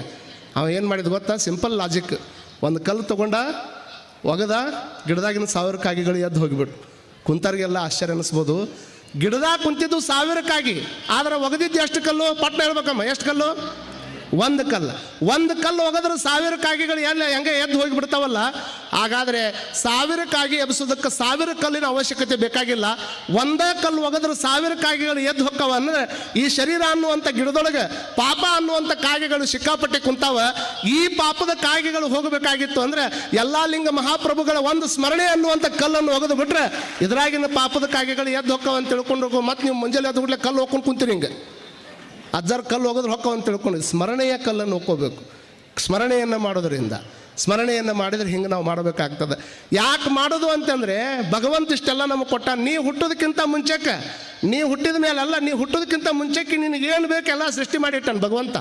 ಎಷ್ಟು ಅದ್ಭುತ ಸೃಷ್ಟಿ ಮಾಡಿಟ್ಟಾನ ನೋಡ್ರಿ. ವಿಚಾರ ಮಾಡಿಕೊಡ್ರಿ. ನಿಮ್ಮ ಮನೆಯಾಗಿರುವಂಥ ಒಬ್ಬ ಮಗಳನ್ನು ಬೇರೆದ್ರ ಮನೆಗೆ ಕಳಿಸ್ಬೇಕಾದ್ರೆ 100 ಸಲ ವಿಚಾರ ಮಾಡ್ತಿಲ್ಲ ಕುಂತವ್ರು. ಒಂದು ಮಗಳನ್ನು ಬೇರೆದ್ರ ಮನೆಗೆ ಕಳಿಸ್ಬೇಕಾದ್ರೆ, ಆ ಮನೆಗೆ ಕನ್ಯೆ ಕೊಡ್ಬೇಕಾದ್ರೆ 100 ಸಲ ವಿಚಾರ ಮಾಡ್ತಾರೆ. 100 ಸಲ ವಿಚಾರ ಮಾಡಿ ಮತ್ತೆ ವಿಚಾರ ಮಾಡ್ತಾರೆ. ಅವ್ರ ಊರಿಗೆ ಹೋಗೋ ರೋಡ್ ಚಲೋ ಐತಿಲ್ಲೋ, ಅವ ಕಾರ್ನಾಗದಾನೆ ಇಲ್ಲೋ, ಅವ ನೌಕರಿ ಮಾಡ್ತಾನೆ ಇಲ್ಲೋ, ಅವ್ನು ನೌಕರಿ ಮಾಡಿದ ಮೇಲೆ ಹೊಲ ಐತೆ ಇಲ್ಲೋ, ಇಷ್ಟೆಲ್ಲ ವಿಚಾರ ಮಾಡಿ ಇನ್ನೂ ಒಂದು ಹೆಜ್ಜೆ ಮುಂದೆ ಹೋಗ್ತಾರೆ. ಅವ್ರ ಅತ್ತಿ ಮಾವ ಜೀವಂತ ಅದಾರ ಏನು ಫೋಟೋದಾಗದಾರಂತ, ಅತ್ತಿ ಮಾವ ಜೀವಂತ ಅದರೋ ಫೋಟೋದಾಗದಾರಂತ ವಿಚಾರ ಮಾಡಿ ಮಗಳ ಕನ್ಯಾ ಆ ಮನೆಗೆ ಕೊಟ್ಟು ಬರ್ತೀರಿ ಅನ್ನೋದಾದ್ರೆ, ಮತ್ತು ಪರಮಾತ್ಮ ಎಲ್ಲ ಲಿಂಗ ಮಹಾರಾಜರು ಭಗವಂತ ಎಷ್ಟು ವಿಚಾರ ಮಾಡಿರ್ಲಿಕ್ಕಿಲ್ಲ. ಬರೀ ಜಸ್ಟ್ ಮನೆಯಾಗಿದ್ದು ಒಬ್ಬ ಮಗಳು ಆ ಮನೆಗೆ ಹೋಗಿ ಬದುಕಬೇಕಾದ್ರೆ ಇಷ್ಟಕೊಂಡು ನೀವು ವಿಚಾರ ಮಾಡ್ತೀರಿ ಅನ್ನೋದಾದ್ರೆ, ಮತ್ತು ಭಗವಂತ ನನ್ನ ಮಕ್ಕಳು ಈ ಭೂಮಿ ಮೇಲೆ ಬದುಕಬೇಕಾದ್ರೆ ನೀರು ಬೇಕು, ನನ್ನ ಮಕ್ಕಳು ಈ ಭೂಮಿ ಮೇಲೆ ಬದುಕಬೇಕಾದ್ರೆ ಗಾಳಿ ಬೇಕು, ನನ್ನ ಮಕ್ಕಳು ಭೂಮಿ ಮೇಲೆ ಬದುಕಬೇಕಾದ್ರೆ ನೀರು ಬೇಕು, ಇಷ್ಟೆಲ್ಲ ತಯಾರು ಮಾಡಿಟ್ಟು ಚಂದ ಈ ಲೋಕದಾಗ ಬದುಕಿ ಆನಂದವಾಗಿ ಇದ್ದು ಬರ್ರಿ ಅಂತ ತಿಳ್ಕೊಂಡು ನಮ್ಮನ್ನು ಕಳಿಸಿಟ್ಟಾನಲ್ಲ, ಇದಕ್ಕರವೊಮ್ಮೆ ಆತನ ಸ್ಮರಣೆಯನ್ನು ಮಾಡುವಂಥ ಪ್ರಯತ್ನವನ್ನು ನಾವು ಮಾಡಬೇಕು. ಹಂಗೆ ಅಲ್ಲ, ಇದು ಅವನು ಕೊಟ್ಟ ಕರುಣೆ. ಅವ ಕೊಟ್ಟಿದ್ದಕ್ಕೆ ನಾವೆಲ್ಲರೂ ಇಲ್ಲೆಲ್ಲ ಬಂದು ಆನಂದವಾಗಿದ್ದೀವಿ. ಎಷ್ಟೋ ಜನ್ಮಗಳನ್ನು ದಾಟಿವಿ. ನಮ್ಮ ಮಧ್ಯದೊಳಗೆ ಪಕ್ಷಿಗಳು ಬದುಕ್ತಾವ, ಪ್ರಾಣಿಗಳು ಬದುಕ್ತಾವ, ನಾಯಿ ಬದುಕ್ತದ, ಹಂದಿ ಬದುಕ್ತದ, ಕತ್ತಿ ಬದುಕ್ತದ. ಅವು ಜೀವ ಹಿಡ್ಕೊಂಡ ಹುಟ್ಟ್ಯಾವಲ್ಲ. ಮತ್ತು ಇವನ್ನೆಲ್ಲ ದಾಟಿ ಮನುಷ್ಯರಾಗಿ ನಾವು ಇಲ್ಲಿ ಭೂಮಿ ಮೇಲೆ ಬಂದೀವಿ ಅಂದ್ರೆ ವಿಚಾರ ಮಾಡ್ಕೋಬೇಕಲ್ಲ ನೀವೆಲ್ಲ.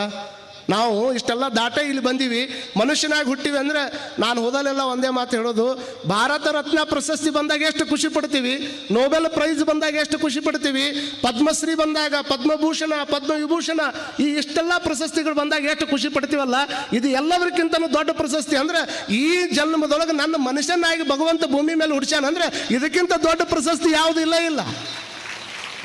ಮನುಷ್ಯನನ್ನು ಮನುಷ್ಯನಾಗಿ ಹುಟ್ಟಿಸಿದ ಮೇಲೆ ಮನುಷ್ಯನಂಗೆ ಬದುಕಬೇಕೋ ಬೇಡಮ್ಮ. ಮನುಷ್ಯನಂಗೆ ಬದುಕೋದನ್ನು ಮರೆತಿದ್ದಕ್ಕೆ ಯಾರು ಮನುಷ್ಯರಾಗಿ ಬದುಕಿ ಹೋಗ್ಯಾರ ಅಂಥವ್ರ ಚರಿತ್ರೆ ಏನು ಹೇಳಕ್ಕೆ ಅಜ್ಜವ್ರು ಮುದಗಲ್ಮ ಅಂತ ಜನ ಕರ್ಸ್ಯಾರ. ಯಾರು? ಶರಣಬಸಪ್ಪನ ಚರಿತ್ರೆ, ಕಲಬುರಗಿ ಶರಣಬಸಪ್ಪನ ಚರಿತ್ರೆಯನ್ನು ಅವ್ರ ಬಾಯಾಗಿ ಕೇಳಬೇಕು, ಅಷ್ಟು ಆನಂದವಾಗಿ ಹೇಳ್ತಾರೆ.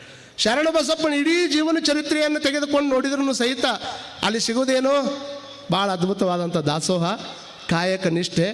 ಏನೇ ಪ್ರಸಂಗ ಬಂದ್ರೂ ಸಹಿತ ಹಿಡಿದ ತನ್ನ ವೃತವನ್ನು ಬಿಡಲಾರ್ದಂಗೆ ಶರಣಪ್ಪನವರು ಇಡೀ ಜೀವನ ಪೂರ್ತಿನೂ ಮಾಡ್ಕೊತ ಬಂದರು. ನನಗೆ ಭಾಳ ಖುಷಿಯಾಗಿದ್ದು ಏನಾದ್ರಾಗ ಅಂತಂದ್ರೆ, ಶರಣಬಸಪ್ಪ ಅವ್ರ ಅಣ್ಣ ತಮ್ಮಂದು ಜಗಳ ಬಂದೈತಿ, ಅದನ್ನೆಲ್ಲ ಹೇಳ್ಯಾರ ನಿಮ್ಗೆ. ನನಗೆ ಭಾಳ ಖುಷಿಯಾಗಿದ್ದು ಏನಾದ್ರ ಒಳಗೆ ಅಂತಂದ್ರೆ ಒಂದು ಪ್ರಸಂಗ ಬರ್ತೈತಿ. ಏನು ಅಂತಂದ್ರೆ, ಮನೆ ಹೊಲ ಹಂಚಿಕೆ ಮಾಡುವಂಥ ಪ್ರಸಂಗ ಬಂತು. ಮನೆ ಹೊಲ ಹಂಚಿಕೆ ಮಾಡೋ ಪ್ರಸಂಗ ಬಂದಾಗ ಪುರಾಣಿಕರು ಬರೀತಾರೆ ಅದ್ರಾಗ. ಏನು ಬರೋದ್ರು ಅಂತಂದ್ರೆ, ಶರಣಪ್ಪ ತಮ್ಮಗೆ ಹೇಳಿದ್ನಂತ, ನಿನಗೇನು ಬೇಕು ಎಲ್ಲ ತೊಗೊಳಪ್ಪ, ತೊಗೊಂಡು ನೀ ಕೊಟ್ಟಿದ್ದು ತೊಗೋತೀನಿ, ಆದ್ರೆ ತಂದೆ ತಾಯಿ ಮಾತ್ರ ನಾನು ಪಾಲಿಗೆ ಕೊಡು ಅಂತ ತಿಳ್ಕೊಂಡು ಶರಣಬಸಪ್ಪನವರು ತಂದೆ ತಾಯಿಗಳನ್ನು ಇಸ್ಕೊಂಡ್ರು ಅನ್ನುವಂಥದ್ದನ್ನು ಹೇಳ್ತಾರೆ. ಅಂತಂದ್ರೆ ಚಪ್ಪಾಳಿ ಹೊಡೆದವರೆಲ್ಲ ತಲೆಯಾಗಿ ಇಟ್ಕೊಂಡ್ಬಿಟ್ಟಿದ್ರು, ವೃದ್ಧಾಶ್ರಮ ಯಾಕೆ ಬರ್ತಿದ್ವು? ಯಾವ ನಾಡಿನೊಳಗೆ ಶ್ರವಣ ಕುಮಾರ ತನ್ನ ತಂದೆ ತಾಯಿಗಳನ್ನು ಹೆಗಲ ಮೇಲೆ ಹೊತ್ಕೊಂಡು ಅಡ್ಡಾಡಿದ್ದಾನೆ, ಯಾವ ನಾಡಿನೊಳಗೆ 100 ಮಂದಿಗೆ ಒಂದು ಗುರುಕುಲ ಇತ್ತು ಈ ದೇಶದಾಗ, ಅಂಥದ್ದು ಇವತ್ತು 1000 ಮಂದಿ ನಡುವೆ ಒಂದು ವೃದ್ಧಾಶ್ರಮ ಸಂಖ್ಯೆ ಹೆಚ್ಚಾಕೊಂತ ಹೊಂಟವ ಅಂತಂದ್ರೆ ವಿಚಾರ ಮಾಡ್ಕೊಳ್ಬೇಕು, ತಂದೆ ತಾಯಿಗಳನ್ನು ನಾವು ಯಾವ ರೀತಿ ನೋಡಾಕತ್ತೀವಿ ಅನ್ನುವಂಥದ್ದು ವಿಚಾರ ಮಾಡ್ಕೊಳ್ಬೇಕಲ್ಲ ನಾವೆಲ್ಲ. ತಂದೆ ತಾಯಿಗಳಂತಂದ್ರೆ ಭಾಳಷ್ಟು ಮಂದಿಗೆ ಏನಾಗ್ಬಿಟ್ಟದ, ಅವರೆಲ್ಲವೂ ನಮಗಾಗಿ ಮಾಡ್ತಾರೆ. ನಿನ್ನೆ ಯಾವುದೋ ಇಂದೋರದೊಳಗೆ ಮಧ್ಯಪ್ರದೇಶದೊಳಗೆ ನೀವೆಲ್ಲ ಸೋಷಿಯಲ್ ಮೀಡಿಯಾದಾಗ ಇದ್ದವ್ರು ನೋಡ್ಬೇಕು, ಒಂದಿಷ್ಟು ಇಂಥವೆಲ್ಲ ನೋಡ್ತಿರ್ಬೇಕು. ಮಗ ಅಮೇರಿಕದಾಗದಾನ, ತಂದೆ ತಾಯಿ ಸತ್ತು 70 ದಿವಸ ಆಗೈತಿ, ಇಬ್ಬರು ಒಂದೇ ಬೆಡ್ ಮೇಲೆ ಮಕ್ಕೊಂಡ್ರೆ ಅಲ್ಲೇ ಪ್ರಾಣ ಹೋಗ್ಯಾವ.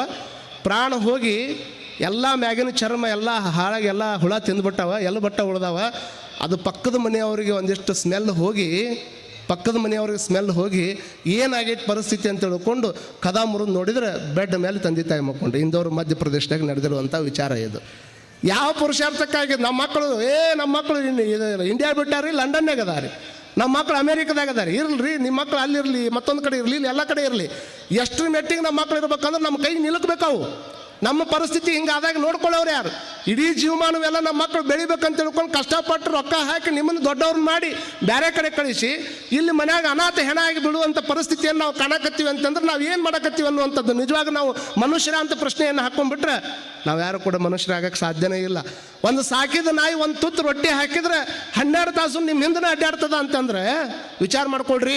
1 ದಿವಸ ಅಲ್ಲ, 2 ದಿವಸ ಅಲ್ಲ, ನಿನಗೆ ಏನಾದರೂ ತೊಂದರೆ ಆದೀತು ಅಂತ ತಿಳ್ಕೊಂಡು ತಾವು ಹರಕದ ಬಟ್ಟೆ ಹಾಕ್ಕೊಂಡು ತಾವು ಕಟ್ಟಿಗೆ ರೊಟ್ಟಿ ತಿನ್ಕೊಂಡು ತನಗೆ ಬೇಕಾದಷ್ಟು ತ್ರಾಸ ಆದ್ರೂ ಸಹಿತ ತಾಯಿ ತನ್ನ ಮಗಳನ್ನು ಸೊಂಟದ ಮೇಲೆ ಹಾಕ್ಕೊಂಡು ಅಡ್ಡಾಡ್ತಾಳೆ. ತಾಯಿ ತನ್ನ ಮಗಳನ್ನು ಸೊಂಟದ ಮೇಲೆ ಯಾಕೆ ಹಾಕ್ಕೊಂಡು ಅಡ್ಡಾಡ್ತಾಳೆ ಗೊತ್ತೇನು ನಿಮ್ಗೆ? ನಾನು ನೋಡುವಂಥ ಜಗತ್ತನ್ನು ನನ್ನ ಮಕ್ಕಳು ನೋಡಲಿ ಅಂತ. ತಾಯಿ ಸೊಂಟದ ಮೇಲೆ ಇಟ್ಕೊಂಡು ಮಕ್ಕಳನ್ನ ಅಡ್ಡಾಡಿಸ್ತಾಳೆ ಅಂದರೆ ನಾನು ನೋಡುವಂಥ ಜಗತ್ತನ್ನು ನನ್ನ ಮಕ್ಕಳು ನೋಡಲಿ ಅಂತ ತಿಳ್ಕೊಂಡು ಸೊಂಟದ ಮೇಲೆ ಅಡ್ಡಾಡಿಸಿದ್ರೆ ಅವರಪ್ಪ ಹೆಗಲ ಮೇಲೆ ಕುಂದಿಸ್ಕೊಂಡು ಅಡ್ಡಾಡ್ತಾನೆ. ಯಾಕಂದ್ರೆ ನಾನು ನೋಡದೇ ಇರತಕ್ಕಂಥ ಜಗತ್ತನ್ನು ಸಹಿತ ನನ್ನ ಮಕ್ಕಳು ನೋಡಬೇಕು ಅನ್ನುವಂಥ ಭಾವ ತಂದೆಗೆ ಐತೆ, ಹೊರತಾಗಿ ಕಂಡವ್ರಿಗೆ ಬರಂಗಿಲ್ಲ. ಜಗತ್ತಿನಾಗ ಒಂದು 100 ರೂಪಾಯಿ ರೊಕ್ಕ ಕೊಟ್ಟರೆ ರಿಟರ್ನ್ ಯಾವಾಗ ಬರ್ತೈತೆ ಅಂತ ವಿಚಾರ ಮಾಡ್ತಾರೆ ಅಣ್ಣವ್ರ. ಜಸ್ಟ್ ಯಾರಿಗಾರು 100 ರೂಪಾಯಿ ಕೊಟ್ಟರೆ ಒಂದು ಉದ್ದೇಶ ಇಟ್ಕೊಂಡ ಕೊಟ್ಟಿರ್ತಾನೆ ನಾವು, ಹಂಗೆ ಅಂತ ಯಾರಿಗೆ ಕೊಡೋಂಗಿಲ್ಲ. ಹೊಳ್ಳಿ ಇವನಿಂದ ರಿಟರ್ನ್ ಏನು ಬರ್ತೈತೆ ಅಂತ ವಿಚಾರ ಮಾಡ್ತಾನೆ. ಯಾರಿಗಾದರೂ ಒಂದಿಷ್ಟು ರೊಕ್ಕ ಕೊಟ್ಟರೆ ರಿಟರ್ನ್ ಏನು ಬರ್ತೈತೆ ಅಂತ ವಿಚಾರ ಮಾಡ್ತೀವಿ. ತಂದೆ ತಾಯಿಗಳು ನಮ್ಮ ವಿದ್ಯಾಭ್ಯಾಸಕ್ಕಾಗಿ ನಾವು ಪಡುವಂತಹ ಶ್ರಮಕ್ಕಾಗಿ ಸಿಕ್ಕಾಪಟ್ಟಿ ನಮ್ಮ ಮೇಲೆ ಇನ್ವೆಸ್ಟ್ಮೆಂಟ್ ಮಾಡ್ಯಾರ, ಒಟ್ಟ ರಿಟರ್ನ್ ಬಗ್ಗೆ ಚಿಂತೆ ಮಾಡಿಲ್ಲ ಅವರು. ಈ ಜಗತ್ತಿನೊಳಗೆ ಯಾರದೇ ಏನೋ ಕೊಟ್ಟರು ಸಹಿತ ರಿಟರ್ನ್ ಬಗ್ಗೆ ವಿಚಾರ ಮಾಡೋರು ಅದಾರ. ಆದರೆ ನಮ್ಮ ತಂದೆ ತಾಯಿಗಳು ಮಾತ್ರ ಎಷ್ಟೇ ರೊಕ್ಕ ನಮ್ಮ ಮೇಲೆ ಸುರಿದ್ರು ಸಹಿತ ಇವನಿಂದ ಯಾವುದೇ ರಿಟರ್ನನ್ನು ಬಯಸದೇ ಇರತಕ್ಕಂಥ ಜೀವ ಅಂದ್ರೆ ಅದು ತಂದೆ ತಾಯಿ ಅನ್ನುವಂಥದ್ದನ್ನು ತಲೆಯಾಗಿ ಇಟ್ಕೊಳ್ರಿ. ಆಸ್ತಿ ಭಾಗ ಮಾಡುವಂಥ ಟೈಮ್ದೊಳಗೆ ಗದ್ದಲಿತ್ತು. ಆಸ್ತಿ ಭಾಗ ಮಾಡೋ ಮುಂದೆ ಮನ್ಯಾಗ ಗದ್ದಲಿತ್ತು. ಒಬ್ಬರು ಬರ್ದಾರ, ಇದು ಒಂದ ಚುಟುಕು ಮಾತಿದ್ದು ತಿಳ್ಕೊಂಡ್ರೆ ಭಾಳ ಶಾಣ್ಯಾರ ನೀವು. ಆಸ್ತಿ ಭಾಗ ಮಾಡೋ ಮುಂದೆ ಮನ್ಯಾಗ ಗದ್ದಲಿತ್ತು. ತಂದೆ ತಾಯಿ ಯಾರ ಪಾಲಿಗೆ ಅಂದಾಗ ಮೌನ ಆವರಿಸಿತ್ತು. ತಿಳಿತು. ಆಸ್ತಿ ಭಾಗ ಮಾಡೋ ಮುಂದೆ ಜೋಶ್ ಗದ್ಲು, ನನಗೆ ಅದು ಬೇಕು, ನನಗಿದು ಬೇಕು ಎಲ್ಲ ಇತ್ತು. ಹೌದಪ್ಪ, ತಂದೆ ತಾಯಿ ಯಾರ ಪಾಲಿಗೆ ಅಂದ್ಬಿಡ್ಲಿ ಮೌನ ಮನ್ಯಾಗ ಆವರಿಸಿತ್ತಂದ್ರೆ ಯಾರೊಬ್ಬರು ನನ್ನ ಬೇಕು ನಿನ್ನ ಬೇಕು ಅನ್ನೋರು ಇಲ್ಲಲ್ಲೇ. ಯಾವುದು ನಿಜವಾದದ್ದು? ಹಾಗಾಗಿ ನಾವು ತಿಳ್ಕೊಬೇಕು. ಶರಣಬಸಪ್ಪನ ಪುರಾಣದೊಳಗೆ ತಂದೆ ತಾಯಿಗಳನ್ನ ಕೊಡಪ್ಪ, ನೀನು ಅಂಥ ಹೊಲನ ಕೊಡುವಲ್ಲ, ಯಾಕೆ ಎಲ್ಲ ತಮ್ಮ ಚಲೋ ಹೊಲ ತಗೊಂಡು ಇದ್ದು ಬೇರೆ ಯಾವುದೋ ಜೋಳ ಹತ್ತಿದ್ದು ಬೆಳಿಲಾರ್ದು ಹೊಲ ಕೊಟ್ಟರೆ ಅದಾ ಹೊಲ್ದಾಗನ ಹೋಗಿ ಬಿತ್ತಿ ಬಂದಾಗ 4 ದಂಟು ಬೆಳೆದಿದ್ವು ಅಂತವು. ಆದ್ರೆ ನಿಷ್ಠ ಎಷ್ಟು ದೊಡ್ಡದಿತ್ತಂದ್ರೆ ಇದ್ದ 4 ದಂಟಿನ್ಯಾಗನ ಹಕ್ಕಿ ಬಂದು ಕುಂದ್ರಾಕತ್ತಿದ್ವು. ಅವು ಹಕ್ಕಿ ಬಂದು ಕುಂತಾಗ ಪಕ್ಕದವ್ರು ಬಂದು ಹೇಳಿದ್ರಂತ, ಅಲ್ಲೋ ಶರಣಪ್ಪ, ಇದ್ದ ಹೊಲ ಎಲ್ಲ ಚಲೋದು ಅವ್ನು ಕೊಟ್ಟಿ ತಮ್ಮಗೆ, ಈ ಹೊಲ ನೋಡಿದ್ರೆ 4 ದಂಟು ಬೆಳ್ಕೊಂಡು ನಿಂತೈತಿ, 4 ದಂಟು ಬೆಳೆದು ಹೊಲ್ದಾಗ ಎಲ್ಲ ಹಕ್ಕಿಗಳು ಬಂದು ತಿನ್ನಾಕತ್ತವ, ಸ್ವಲ್ಪ ಹೋಗಿ ಹೊಲ ಕಾಯ್ಬೇಕಿಲ್ಲ ಅಂದ್ರೆ ಅವರು ಹೊಲ ಕಾಯ್ಬೇಕಿಲ್ಲ ಅಂದಾಗ ನೀವು ಕುಂತವ್ರಿಗೆಲ್ಲ ಕೇಳ್ತೀನಿ ನಾನು ಪ್ರಾಮಾಣಿಕವಾಗಿ ಅಜ್ಜನ ಮಠದಾಗ ಕೂತ್ಕೊಂಡು ಉತ್ತರ ಕೊಡ್ಬೇಕು. ನನಗೆ ಎಲ್ಲರೂ ಕೊಡ್ಬೇಕು. ನೀವು ಹೊಲ ಕಾಯ್ತದಂದ್ರೆ ಏನು ಮಾಡ್ತಿದ್ರಪ್ಪ? ಹೊಲ ಕಾಯ್ದಂದ್ರೆ ಏನು? ಹೋಗಿ ಒಂದು ಬೆದರು ಗೊಂಬಿ ಮಾಡಿ 3 ಜೀಟ ಇಟ್ಟೆ ಅದ್ರ ಮೇಲೆ ಒಂದು ಕವಣಿ ಕೈಲಿ ಹಿಡ್ಕೊಂಡೆ ಏನು ಬೇಕಾದ್ದು ನೀನು ಹೊಲಕ್ಕೆ ಅಲ್ಲ ಮಗ್ಗಲನ್ನು ಹೊಲಕ್ಕೆ ಬಂದ್ರೆ ಬಾ ನೋಡೋಣ ಹೆಂಗೆ ಬರ್ತೀವಿ ಅಂತ ಕುಂದ್ರವ್ರು. ನಾವು ಹೊಲ ಕಾಯಿ ರೀತಿ ಹಿಂಗೆ ಶರಣಬಸಪ್ಪನವ್ರು ಹಂಗೆ ಹೊಲ ಕಾಯಲಿಲ್ಲ. ಎಲ್ಲ ಹಕ್ಕಿಗಳು ಬಂದು ನನ್ನ ಹೊಲದಾಗ ಕಾಳು ತಿಂತಾವಂದ್ರೆ ಇದಕ್ಕೆ ನೀರು ಕುಡಿಸೋರು ಯಾರು ಅಂದ್ರೆ ನೋಡ್ರಿ, ಅವ್ರು ಇದಕ್ಕೆ ನೀರು ಕುಡಿಸೋರು ಯಾರು? ಹೊಡಿಬೇಡಿ ಚಪ್ಪಾಳಿ, ನೀವು ಯಾರು ಅಂಥದ್ದು ಮಾಡಿದವ್ರಲ್ಲ. ಸುಮ್ಮನೆ ಯಾಕೆ ಹೊಡಿಬೇಕು ಅದಕ್ಕೆ ಚಪ್ಪಾಳಿನ? ನಾವೆಲ್ಲ ಹೊಲ ಕಾದವ್ರ. ವಿಚಾರ ಮಾಡಿಕೊಡ್ರಿ. ಮನೆಯ ಒಳಗೆ ಹೋಗಿ ಹೊಲ ಕಾಯುವಂಥ ಟೈಮ್ದಾಗ ಮನೆ ದಂಡಿ ಒಳಗೆಲ್ಲ, ಹೊಲದ ದಂಡಿ ಒಳಗೆಲ್ಲ ನೀರಿಂದ ಇಟ್ಟು ನೀರು ಕುಡಿದು ಈ ಹಕ್ಕಿ ಇಲ್ಲೇ ತಿನ್ಬೇಕು, ಇಲ್ಲೇ ನೀರು ಕುಡಿಬೇಕು ಅಂತ ತಿಳ್ಕೊಂಡು ಹೇಳಿದ್ರೆ ಅಂಥ ಶರಣಬಸಪ್ಪ ಹೋಗಿ ಒಕ್ಲಿ ಮಾಡಿದ್ರೆ ರಾಶಿ ಅಲ್ಲಿ ಜ್ವಾಳದ ರಾಶಿ ಬಿದ್ದಿತ್ತು. ಅಂದರೆ ಯಾರಿಗೆ ನಾವು ಕೊಟ್ಟು ಮತ್ತೊಬ್ಬರಿಗೆ ಕೊಟ್ಟು ಸ್ವಂತಕ್ಕೇನಿಲ್ಲ ಸಮಾಜಕ್ಕಾಗಿಯೇ ಎಲ್ಲ ಅಂತ ಯಾರು ಬದುಕ್ತಾರೆ ಅವ್ರ ಮನೆಗೆ ಪರಮಾತ್ಮನ ಮ್ಯಾಗಿಂದ ಸುರುತಾನ ಅನ್ನುವಂಥ ಸತ್ಯ ನಮಗೆಲ್ಲರಿಗೂ ಗೊತ್ತಿರಬೇಕಾಗ್ತದೆ. ಇದಕ್ಕೊಂದು ಸಣ್ಣ ಉದಾಹರಣೆ ಹೇಳಿ ನಾನು ಮಾತು ಮುಗಿಸ್ತೇನೆ. ತಮಿಳ್ನಾಡಿನೊಳಗೆ ಒಬ್ಬರು ಪಾಲನ್ ಸುಂದರಂ ಅಂತ ಒಬ್ಬ ವ್ಯಕ್ತಿ ಅದಾರ. ನಿಮಗೆಲ್ಲ ಮೊಬೈಲ್ನಾಗಿದ್ದರೆ ಯಾರು ನೋಡ್ಬೇಕು. ಅವನ ಹೆಸರು ಪಾಲನ್ ಸುಂದರಂ ಅಂತೇಳಿ. ಒಂದು ದೊಡ್ಡ ಕಾಲೇಜ್ನೊಳಗೆ ಲೈಬ್ರರಿನಾಗಿ ಕೆಲಸ ಮಾಡು. ಸಹಾಯ ಮಾಡ್ಬೇಕಂದ್ರೆ ದೊಡ್ಡ ಇದ್ರಾಗ ಕುಂದಿರ್ಬೇಕಂತಲ್ಲ, ಸಣ್ಣ ಪುಟ್ಟ ವಿಷಯದೊಳಗೂ ಸಹಾಯ ಮಾಡಕ್ಕೆ ಬರ್ತದೆ ನಮ್ಗೆ. ಒಂದು ದಿವಸ ನಿಮ್ಮ ಮನೆಯಾಗ ಬರ್ತಡೇ ಇತ್ತು ಅಂತಂದ್ರೆ ಒಂದು ದಿವಸ ನಿಮ್ಮ ಮಕ್ಕಳಿಗೆ ಅರ್ಬಿ ತರೋದು ಕಮ್ಮಿ ಮಾಡಿರಿ. ಪಕ್ಕದ ಮನೆಯಾಗ ಯಾವ ಪಾಪ ಹರ್ಕೊಂಡು ಅಡ್ಡಾಡಕತ್ತಾವ, ಅವ್ಕೆ ಬಟ್ಟಿನ ಹಾಕ್ಕೊಳಕ್ಕಿಲ್ಲ, ಆದರೂ ಮನೆ ಬಂದು ಹಣಕ್ಕೆ ಹಾಕ್ತಿರ್ತಾವ. ನಿಮ್ಮ ಮನ್ಯಾಗ ಚಲೋ ಇಡ್ಲಿ ಮಾಡಿರ್ತೀರಿ, ದ್ವಾಸೆ ಮಾಡಿರ್ತೀರಿ, ಅವ್ರ ಮನ್ಯಾಗ ಏನೂ ಇರಂಗಿಲ್ಲ. ಆ ಇಡ್ಲಿ ದ್ವಾಸೆ ಆಸೆಗೆ ಹೊಳ ಬಂದು ಏನಾರು ಒಂದು ನ್ಯಾಪ ಇಟ್ಕೊಂಡು ನಿಮ್ಮ ಮನೆಗೆ ಬರ್ತಿರ್ತಾವ. ಆದರೂ ಸಹಿತ ಆ ಮಗನ ಭಾವನೆ ಅರಿಲಾರ್ದನ ಒಂದು ತುತ್ತು ಇಡ್ಲಿ ಕೊಡ್ಲಾರ್ದನ ಬರೀ ಹೊಟ್ಟೆ ತುಂಬಿದ ಮಕ್ಕಳಿಗೆ ಎಷ್ಟು ಉಣಿಸೋರು. ಹಾಗಾಗಿ ಅಂಥ ಮಕ್ಕಳಿಗೆ ಒಂದಿಷ್ಟು ಉಣಿಸುವಂಥ ಪ್ರಯತ್ನವನ್ನು ಮಾಡಬೇಕಾಗ್ತದೆ. ಸುಂದರ್ ಪಾಲನ್ ಅನ್ನುವಂಥ ವ್ಯಕ್ತಿ ಲೈಬ್ರರಿಯನ್ನಾಗಿ 36 ವರ್ಷ ಸರ್ವಿಸ್ ಮಾಡ್ಯಾರ. 36 ವರ್ಷ ಸರ್ವಿಸ್ ಮಾಡಿದ್ರೆ ಪ್ರತಿ ತಿಂಗಳು ಬರುವಂಥ ಎಲ್ಲ ರೊಕ್ಕವನ್ನು ತಮ್ಮ ವೈಯಕ್ತಿಕ ಜೀವನಕ್ಕೆ ಉಪಯೋಗ ಮಾಡಿಕೊಂಡಿಲ್ಲ. ಎಲ್ಲ ರೊಕ್ಕವನ್ನು ಈ ನಾಡಿನೊಳಗೆ ಯಾರ ಆರೋಗ್ಯದ ತೊಂದರೆ ಐತಿ, ಯಾರಿಗೆ ಕಲಿಯೋದಕ್ಕೆ ಅವಕಾಶ ಇಲ್ಲ ಅಂಥ ಎಲ್ಲ ಮಕ್ಕಳಿಗೆ 36 ವರ್ಷದ ಪಗಾರವನ್ನು 1 ರೂಪಾಯಿನೂ ಖರ್ಚು ಮಾಡಲಾರ್ದಂಗೆ ಕೊಟ್ಟಾರಲ್ಲ ಸುಂದರ ಪಾಲನ್ ಅನ್ನುವಂಥ ವ್ಯಕ್ತಿ. ಅವ್ರಿಗೊಂದು ಜೋರಾಗಿ ಚಪ್ಪಾಳೆಯನ್ನು ತಟ್ಟಬೇಕು. ಯಾರೋ ಒಬ್ರು ಕೇಳಿದ್ರು ಅವ್ರಿಗೆ, ಅಲ್ರಿ ಬಂದಿದ್ದೆಲ್ಲ ಹೊರಗೆ ಕೊಡಕತ್ತೀರಿ ಕರೆ, ಆದ್ರೆ ನಿಮಗೇನು ಮಾಡ್ತೀರಿ ಅಂತ ಕೇಳಿದ್ರೆ ಅವ್ರು ಒಂದು ಮಾತು ಹೇಳಿದ್ರು. ಏನು ಗೊತ್ತಾ, ನನ್ನ ಸಂಬಳ ಏನು ಬರ್ತೈತಲ್ಲ ಅದನ್ನು ಬಡವ ಮಕ್ಕಳ ಹುಡುಗರಿಗಾಗಿ ಇಟ್ಟೀನಿ. ನನ್ನ ಹೊಟ್ಟೆ ತುಂಬಿಸೋದಕ್ಕಾಗಿ ನನ್ನ ಕೆಲಸ ಸರ್ಕಾರಿ ಕೆಲಸ ಮುಗಿದ ಮೇಲೆ ಪಾರ್ಟ್ ಟೈಮ್ ಜಾಬ್ಗೆ ಹೋಗ್ತೀನಿ. ನಾನು ಪಾರ್ಟ್ ಟೈಮ್ ಹೋಗಿ ಬೇಕರಿ ಒಳಗೆ ಕೆಲಸ ಮಾಡ್ತೀನಿ, ಪಾರ್ಟ್ ಟೈಮ್ ಬೇರೆದವ್ರು ರೆಸ್ಟೋರೆಂಟ್ನಾಗ ಕೆಲಸ ಮಾಡ್ತೀನಿ, ಪಾರ್ಟ್ ಟೈಮ್ ಮತ್ತೊಂದು ಕಡೆ ಗಾರ್ಡನ್ನಾಗ ಕೆಲಸ ಮಾಡ್ತೀನಿ. ಅದರಿಂದ ಬಂದಿದ್ರಾಗ ನಾನು ಹೊಟ್ಟೆ ತುಂಬಿಸ್ಕೋತೀನಿ. ಸರ್ಕಾರದಿಂದ ಬಂದಿರುವಂಥ ಪ್ರತಿ 1 ರೂಪಾಯಿನೂ ಸಹಿತ ಬಡ ಮಕ್ಕಳಿಗೆ ಕೊಡ್ತೀನಿ ಅಂತ ತಿಳ್ಕೊಂಡು ಮುಂದೆ ಅವ್ರಿಗೆ ರಿಟೈರ್ಡ್ ಆಯಿತು. ಪೆನ್ಷನ್ 10 ಲಕ್ಷ ರೂಪಾಯಿ ಬಂತು. ಎಲ್ಲರ ಕಣ್ಣು ಅವ್ರ ಮೇಲೆ. ಮತ್ತು ಕೆಲವು ಮಂದಿ ಕೊಡಕತ್ತ ಅಂತಂದ್ರೆ ಹೊಳ್ಳ ಬಳ ಅವ್ರ ಮೇಲೆ ಹೋಗತ್ತೆ ಕಣ್ಣು, ನೋಡೋಣ ತಡಿ ಈಗೇನು ಮಾಡ್ತಾನಂತ. ಆದರ್ಶ ಮಾಡ್ಕೊಂಡು ಹೋಗೋದು ಭಾಳ ಕಷ್ಟ. ಆವಾಗ 10 ಲಕ್ಷ ರೂಪಾಯಿ ಪೆನ್ಷನ್ ಬಂತು ಅವ್ರಿಗೆ. ಬರಾಬರಿ ಎಲ್ಲ ಮಂದಿ ಕರ್ಕೊಂಡು ಒಂದು ಪಾಲನ್ ಸಂಸ್ಥೆ ಅನ್ನುವಂಥದ್ದನ್ನು ಮಾಡಿ ನನಗೆ 10 ಲಕ್ಷ ರೂಪಾಯಿ ಪೆನ್ಷನ್ ಬಂದದ, ಇದು ನನಗೆ ಬೇಡ, ಇದು ಬಡ ಮಕ್ಕಳ ಕಲ್ಯಾಣಕ್ಕಾಗಿಯೇ ಇರಲಿ ಅಂತ 10 ಲಕ್ಷ ರೂಪಾಯಿ ಕೊಟ್ಟರು ಅವರು. ಇದು ಭಾಳ ಆಶ್ಚರ್ಯ. 10 ಲಕ್ಷ ರೂಪಾಯಿ ಕೊಟ್ಟ ಮೇಲೆ ಗಮನಿಸ್ಬೇಕು ನೀವೆಲ್ಲ, ನಮ್ಮ ಭಾರತದವ್ರಿಗೆ ಯಾರಿಗೂ ಗೊತ್ತಾಗಲಿಲ್ಲ ಅವ್ರ ಹೆಸರು. ಇದನ್ನು ಒಂದು ಸರ್ವೆ ಮಾಡ್ತು ಒಂದು ಸಂಸ್ಥೆ, ಅದು ಅಮೇರಿಕನ್ ಸಂಸ್ಥೆ. ಮಿಲಿಯನ್ ಆಫ್ ಮ್ಯಾನ್ ಅಂತ ತಿಳ್ಕೊಂಡು 10 ಲಕ್ಷದಾಗ ಒಬ್ಬರಿಗೆ ಅಂಥ ಪ್ರಶಸ್ತಿಯನ್ನು ಕೊಡ್ತಾರೆ. ಅಮೇರಿಕದಾಗಿರ್ತಕ್ಕಂಥ ವ್ಯಕ್ತಿಗಳಿಗೆ ಪಾಲನ್ ಸುಂದರಂ ಹೆಸರು ಗೊತ್ತಾಗಿತ್ತು. ಇಡೀ ತಮ್ಮ ಜೀವನವನ್ನು ಮತ್ತೊಬ್ಬರ ಕಲ್ಯಾಣಕ್ಕಾಗಿ ಬದುಕ್ಯಾರ ಅಂದರೆ ಇವರಿಗೆ 10 ಲಕ್ಷದಾಗಲ್ಲ ಕೋಟಿಗೆ ಒಬ್ಬರು ಇಂಥವ್ರು ಸಿಗ್ತಾರೆ ಅಂತ ತಿಳ್ಕೊಂಡು ಅಮೇರಿಕದೊಳಗೆ ಕರೆಸಿ ಅವರಿಗೆ 30 ಕೋಟಿ ರೂಪಾಯಿ ಬಹುಮಾನವನ್ನು ಕೊಡ್ತಾರೆ ಅನ್ನುವಂಥದ್ದು ಬಹಳ ವಿಶೇಷ. ಮತ್ತು ಮಂದಿ 10 ಲಕ್ಷ ಕೊಟ್ಟಾನ 30 ಕೋಟಿ ಕೊಡ್ತಾನ ಅಂತ ನೋಡಕ್ಕೆ ಚಾಲು ಮಾಡೋದು. ಮತ್ತೆ ಅವಾಗ ಅವ್ರೇನು ಮಾಡಿದ್ರು ಗೊತ್ತಾ, ಇಂಡಿಯಾಕ್ಕೆ ಬಂದ ಕೂಡಲೇ ಈ 30 ಕೋಟಿ ರೂಪಾಯಿ ರೊಕ್ಕ ನನಗೆ ಯಾವುದರ ಬ್ಯಾಂಕ್ನ್ಯಾಗ ಇಷ್ಟು ಮಂದಿ ಬ್ಯಾಂಕ್ನ್ಯಾಗ ರೊಕ್ಕ ಇಟ್ಟಿರಲ್ಲ, 1 ಲಕ್ಷ ರೂಪಾಯಿ ಡಬಲ್ ಆಗಕ್ಕೆ ಎಷ್ಟು ವರ್ಷ ಬೇಕನ್ನೋರೆ? ಯಾರು ಇಟ್ಟೇ ಇಲ್ಲ ನೀವು ಬ್ಯಾಂಕ್ನಾಗ ರೊಕ್ಕನ? ಮತ್ತು ಸ್ವಾಮಿಗಳು ವೇದಿಕೆ ಮೇಲೆ ಕೇಳಾಕತ್ತಾರಂದ್ರೆ ಮತ್ತೆ ಹಿಂದಾಡಿ ಬರ್ಸ್ಕೊಂಡು ಹೋಗಿದಾರ ಅಂತ ಹೇಳುವಲ್ರಿ. ಎಲ್ಲ ಲಿಂಗಪ್ಪ ಅಜ್ಜನ ಮಡ್ದಾಕ ಕುಂತ್ರಿ ಇಲ್ಲಿ ಕೊಡೋದಟ್ಟ ಇಲ್ಲಿ ಅಜ್ಜ ಹಂಗೆ ಯಾಟಿದ್ರು ಡಬಲ್ ಆಗತ್ತೈತೆ. ಇಲ್ಲಿ ಹಿಂಗೆ ಕೊಟ್ರಂದ್ರೆ ಹಿಂಗೆ ಡಬಲ್ ಆಗತ್ತೈತೆ. ನಮ್ಮ ಬ್ಯಾಂಕ್ 9 ವರ್ಷ ತೊಗೊತಾವೆ, ಡಬಲ್ ಆಗಕ್ಕೆ 9 ವರ್ಷ ಬೇಕು. ಆದರೆ ಎಲ್ಲ ಲಿಂಗ ಪ್ರಭುಗಳ ಆಶ್ರಮದೊಳಗೆ ಮಠದೊಳಗೆ ಅಜ್ಜರ ಪಾದಕ್ಕೆ ನೀವೇನು ಭಕ್ತಿಯಿಂದ ಇಡ್ತಿರಲ್ಲ, ಅದು 9 ತಾಸಿಗೆ ರಿಟರ್ನ್ ಕೊಡುವಂಥ ದೊಡ್ಡ ತಾಕತ್ತು ಅಜ್ಜವ್ರಿಗೆ ಐತಿ. ಇದನ್ನು ತಲೆಯಾಗಿ ಇಟ್ಕೋಬೇಕು ನೀವು. ಅವಾಗ ಅವರು ಇದೇ ಮಾತು ಹೇಳಿದರು, ಇಷ್ಟು ದಿವಸ ನಾ 36 ವರ್ಷದ ಪೆನ್ಷನ್ ಕೊಟ್ಟೀನಿ, 10 ಲಕ್ಷ ರೂಪಾಯಿ ಕೊಟ್ಟೀನಿ, ಅದಕ್ಕೆ 30 ಕೋಟಿ ರೂಪಾಯಿ ರೊಕ್ಕ ಕೊಟ್ಟಾರೆ. ಇದು ನನ್ನ ರೊಕ್ಕ ಅಲ್ಲಪ್ಪ, ಬಡ ಮಕ್ಕಳ ಕಲ್ಯಾಣಕ್ಕೆ ಮಾಡಿದೆ ಅಂತ ತಿಳ್ಕೊಂಡು ಇಷ್ಟು ಕೊಟ್ಟಾರ. ಅಂದರೆ ಈ 30 ಕೋಟಿನೂ ನನಗೆ ಬೇಡ, ಅದನ್ನು ನೀವೇ ತಗೋರಿ ಅಂತ ತಿಳ್ಕೊಂಡು ಪಾಲನ ಸಂಸ್ಥೆಗೆ 30 ಕೋಟಿ ರೂಪಾಯಿ ಕೊಡ್ತಾರೆ. ಇದಕ್ಕೊಮ್ಮೆ ಜೋರಾಗಿ ಚಪ್ಪಾಳಿ ಹೊಡಿಬೇಕು. ಮನುಷ್ಯನರೇ ಹೆಂಗಿರ್ಬೇಕು ನೋಡ್ರಿ, ವಿಚಾರ ಮಾಡ್ಕೊಳ್ರಿ. ಆಮೇಲೆ ಅಲ್ಲೇ ಕುಂತಿರ್ತಕ್ಕಂಥ ರಜನಿಕಾಂತರು ಆ ಕಾರ್ಯಕ್ರಮಕ್ಕೆ ಬಂದಿದ್ದರು. ಅವ್ರು ಇದನ್ನೆಲ್ಲ ಗಮನಿಸಿದ ಮೇಲೆ ಅವ್ರು ಎದ್ದು ನಿಂತು ಲಾಸ್ಟ್ನಾಗ ಭಾಷಣದಾಗ ಹೇಳಿದ್ರಂತೆ. ಏನು ಭಾಷಣದಾಗ ಹೇಳಿದರು ಅಂತಂದರೆ, ನೋಡ್ರಿ, ಇಡೀ ಜೀವನವನ್ನು ಜನ ಕಲ್ಯಾಣಕ್ಕಾಗಿ ಮುಡಿಪಾಗಿಬಿಟ್ಟಿರ್ತಕ್ಕಂಥ ಸುಂದರ್ ಪಾಲನ್ ಅವರಿಗೆ ಯಾರೂ ಇಲ್ಲ. ಹಾಗಾಗಿ ಸಮಾಜವನ್ನು ದತ್ತಕ್ಕೆ ಅವ್ರು ತೊಗೊಂಡಾರ, ನನಗೆ ದತ್ತಕ್ಕೆ ತಂದಿಲ್ಲ, ಇವ್ರನ್ನ ನನ್ನ ತಂದೆ ಅಂತ ತಿಳ್ಕೊಂಡು ದತ್ತಕ್ಕೆ ತೊಗೊಂಡು ನಾನು ಇವ್ರನ್ನ ಪೋಷಣೆ ಮಾಡ್ತೀನಿ ಅಂತ ತಿಳ್ಕೊಂಡು ಅವ್ರನ್ನ ದತ್ತಕ್ಕೆ ತೊಗೊಳ್ಳುವಂಥ ಕೆಲಸವನ್ನು ರಜನಿಕಾಂತ್ ಮಾಡಿದ. ಇದಕ್ಕೊಮ್ಮೆ ಜೋರಾಗಿ ಚಪ್ಪಾಳಿಯನ್ನು ತಟ್ಟಿ ಧನ್ಯವಾದಗಳನ್ನ ನಾವು ಸಮರ್ಪಣೆ. ಇಷ್ಟೇ ಹೇಳೋದು ಇದ್ರ ಬಗ್ಗೆ. ಶರಣ ಬಸಪ್ಪನವರ ಹತ್ತಿನ ಕಾಲದ ಪ್ರವಚನ ನಾವು ಕೇಳುತ್ತೀವಿ. ಇವತ್ತಿಗೂ ಇಂಥ ಜನಗಳು ಅನೇಕ ಜನ ಅದಾರ. ಇಂಥ ನೂರಾರು ಉದಾಹರಣೆಗಳನ್ನು ಹೇಳ್ಬೋದು. ಮತ್ತೊಮ್ಮೆ ಅಪ್ಪ ಅವರು ಅವಕಾಶ ಕೊಟ್ಟಾಗ ಹೆಚ್ಚಿನ ಮಾತುಗಳನ್ನು ಕೇಳೋಣ. ಇವತ್ತು ಅಪ್ಪ ಅವರು ಭಾಳ ದೂರದಿಂದ ಬಂದಾರ. ಇನ್ನು ಅಭಿನವ್ ಸಿದ್ದಾರೂಢ ಅಪ್ಪ ಅವರು ಮಾತಾಡೋರು ಅದಾರ. ಇಷ್ಟೇ ಇದರೊಳಗೆ ಇರ್ತಕ್ಕಂಥವ್ರೆಲ್ಲರೂ ಶರಣ ಬಸಪ್ಪನ ಪುರಾಣ ಕೇಳಿ ಆನಂದವಾಗಿ ಪ್ರಸಾದ ಮಾಡ್ತೀರಿ. ಗುರುಗಳ ದರ್ಶನ ಆಕೈತಿ. ಕೈಲಾಸದಾಗ ಕುತ್ಕೊಂಡು ದೇವ್ರ ಹತ್ರ ಇದ್ಕೊಂಡು ಆನಂದವಾಗಿ ಇದ್ದು ಹೋಗಿಬಿಡೋದು ಅಷ್ಟೇ. ಇದ್ರ ಮೇಲೆ ಇದಕ್ಕಿಂತ ಹೆಚ್ಚಿಂದ ಏನೈತಿ? ಮತ್ತೊಬ್ಬರು ಕೂಟಾಗ ಮಕ್ಕ ಕಟ್ಕೊಂಡು ಮತ್ತೊಬ್ಬರು ಕೂಟಾಗ ಅವ್ ಬಂದು ನೋಡಂಗಿಲ್ಲ ನೋಡ್ರಿ. ಕೆಲವು ಮಂದಿ ಹುಚ್ಚು ಕಲ್ಪನೆ ಏನಂತಂದ್ರೆ, ಒಟ್ಟ ಜೀವಂತಿದ್ದಾಗ ಅವ್ನು ಕೂಟ ಚಂದ ಮಾತಾಡಂಗಿಲ್ಲ. ಅವ ಒಂದು ಸ್ವಲ್ಪ ಎಲ್ಲ ಮುಗಿಸ್ಕೊಂಡು ಇನ್ನೇನು ಎಲ್ಲ ಬೆಡ್ ಮೇಲೆ ಮಕ್ಕೊಂಡನಂತ ಗೊತ್ತಾತಂದ್ರೆ ಒಂದು ಬಿಸ್ಕಿಟ್ ಬಂಡಲ್ ಹಿಡ್ಕೊಳ್ಳೋದು, ಒಂದು ಬ್ರೆಡ್ ಬಂಡಲ್ ತೊಗೊಳ್ಳೋದು, ಬತ್ತಿದ 4 ಬಾಳೆಹಣ್ಣು ಹಿಡ್ಕೊಳ್ಳೋದು, ಊರು ಮಂದಿ ಕಾಣೋ ಹಂಗೆ ಹೋಗೋದು ಅವ್ನು ಮಾತಾಡ್ಸಕ್ಕೆ. ಎದಕ್ಕೆ ಹೋಗಿದ್ರಿ? ಮಾತಾಡ್ಸಕ್ಕೆ ಹೋಗಿದ್ದೆ. ಮಾತಾಡಿದ್ನನ್ರಿ, ಬಂದಾಗೈತ್ರಿ ಬಾಯಿ. ಮತ್ತು ಇವತ್ತು ಯಾಕೆ ಹೋಗಿದ್ದಪ್ಪ ಮಾತಾಡಕ್ಕೆ? ಬಾಯಿ ಚಲೋ ಇದ್ದಾಗ ನ್ಯಾಯ ಮಾಡ್ಕೊತ ಅಡ್ಡಾಡಿದ್ವಿ, ಬಾಯಿ ಬಂದಾದ್ಮೇಲೆ ಮಾತಾಡಕ್ಕೆ ಹೋಗಿದ್ವಿ. ಮತ್ತು ಅವನಾರ ಅಲ್ಲಿ ಮಕ್ಕೊಂಡವ ಎಂದೂ ಬರಲಾರ್ದ ಇವತ್ತು ನಾನು ಮಾತಾಡ್ಸಕ್ಕೆ ಬಂದಾನ. ಸಾಯೋ ಟೈಮ್ದಾಗ ಅವ್ನ ಮಕ್ಕ ನೋಡಾಕತ್ತೀನಿ ಅಂತ ಖುಷಿಯಿಂದ ನಕ್ಕೊಂತ ಸಾಯ್ಬೇಕಿಲ್ಲ. ಎಂದೂ ಬರಲಾರ್ದ ಮಗ ಇವತ್ತು ಬಂದಾನ ಅಂತ ತಿಳ್ಕೊಂಡು ಅವ ಹಾರ್ಟ್ ಬೀಟ್ ಹೆಚ್ಚಿಗೆ ಮಾಡ್ಕೊಂಡು ಹಾರ್ಟ್ ಅಟ್ಯಾಕಾಗಿ ಆವಾಜ್ ಆಯ್ತಾನ ಅಲ್ಲಿ. ಮತ್ತು ಇದ್ರ ಮೇಲೆ ಲೆಕ್ಕ ಹಾಕ್ಕೊಡ್ರಿ, ಸಮಾಜ ಆ ಕಡೆ ಹೊಂಟೈತೆ ಅಂತ ತಿಳ್ಕೊಂಡು. ಹಾಗಾಗಿ ಮಕ ಕಟ್ಕೊಳಕ್ಕೆ ಹೋಗ್ಬೇಡ್ರಿ. ಕಟ್ಕೊಳ್ರಕ್ಕ ಅದಂತಂದು 4 ಮಂದಿ ಮುಂದೆ ಜಗಳದ ಮಾತು ಹೇಳಕ್ಕೆ ಹೋಗ್ಬೇಡ್ರಿ.